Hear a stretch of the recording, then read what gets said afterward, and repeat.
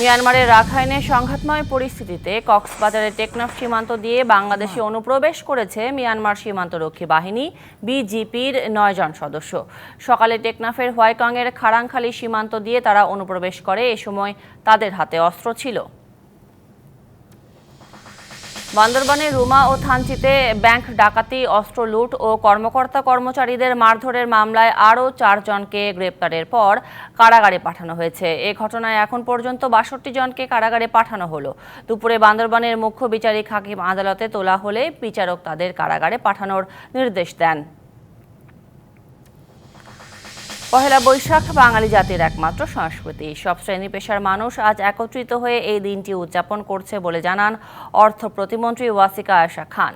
দুপুরে চট্টগ্রামের পটিয়ায় উপজেলা সম্মিলিত বর্ষবরণ উৎসবের অনুষ্ঠানে প্রধান অতিথির বক্তব্যে এ কথা বলেন তিনি।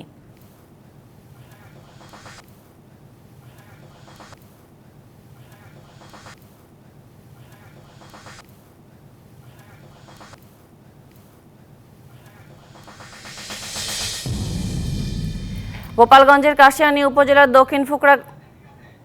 দক্ষিণ ফুকরা গ্রামে শেখ বংশের মধ্যে আধিপত্য বিস্তারকে কেন্দ্র করে সংঘর্ষে অন্তত ৪০ জন আহত হয়েছেন। সংঘর্ষের সময় ১৫টি বাড়িঘর ভাঙচুর ও গরু লুটপাটের ঘটনা ঘটেছে। ১, ২, ৩ ঢাকায় জমি জিতে নিন ১০০% ক্যাশব্যাক সহ ২০ কোটি টাকার পুরস্কার।